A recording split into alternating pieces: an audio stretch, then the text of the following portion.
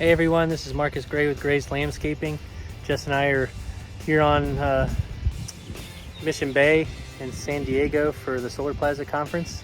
Meeting a lot of good people, talking about ways we can integrate sheep with their O&M programs, and believe it or not, actually having some conversations with robotic mowers and other robotic services about how we might be able to work together to make sheep grazing more efficient and to make mowing more efficient. So anyway, if you want to talk about sheep and how we might integrate into your program, learn more about sheep grazing across the country through the American Solar Grazing Association or what we do in Virginia with Gray's Landscaping, just reach out via the app or on social media at Gray's Landscaping, and we're also grayslandscaping.com. Thanks.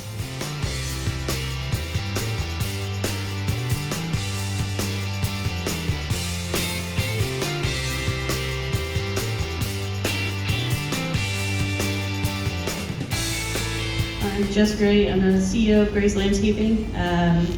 We're usually just called the sheep people. That's what we do. But I was a 2023 Nuffield International Farming Scholar, so I traveled the world learning about sheep economies and bringing that back to Virginia specifically, and how we can get the sheep market back up and running and what we lost post World War II. I'm also a board member of the American Solar Grazing Association, so there is an association for people like us. And that segues really nicely into our definition of what agrivoltaics can be. One thing I do want to say is that although I obviously love sheep, I want everybody to know nothing has to be mutually exclusive. So we love the bees and the pollinators as much as we love our sheep and crops. So there's so much possibility for what we can do. We can actually turn these solar farms back into farms. They don't have to be just one thing. We can get them producing. So when Marcus and I talk about what agrivoltaics is, we try to get people to understand that it's a whole picture thing. It's not just one little thing.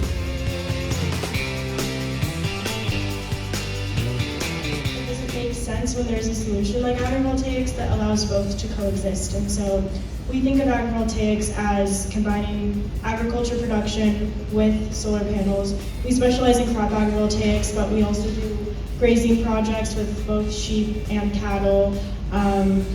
Another definition that's a little debated still is whether or not pollinators or even ecosystem agrivoltaic systems fit in that definition, and we don't have a clear answer yet, but just wanted you all to have that context as we enter into this conversation.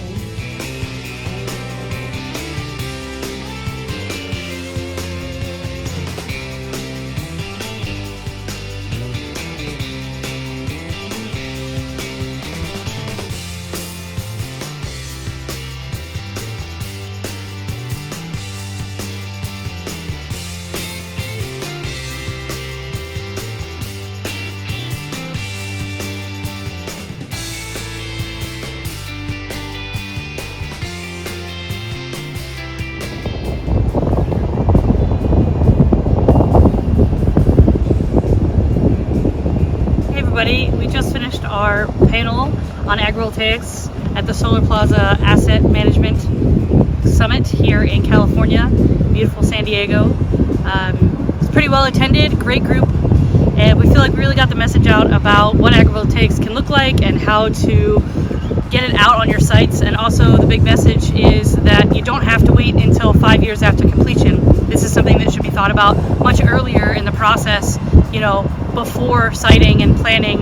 It should all be part of the conversation and how that looks and how sites can be adapted if we missed that boat. But overall, I thought we had a really good panel. It's a really good conference. Lots of asset managers here, lots of people thinking about long-term, how they're going to impact communities, who they should be talking to, how they should be talking to them. That's been a lot of the topic here too, is how do you engage with communities and make sure that you're hearing them as much as you want to speak to them. And we're also talking a lot about how laws are changing and what's that going to look like long term for management and the kind of teams and the people that you're hiring and thinking about the future of these sites. So all really great things here in San Diego.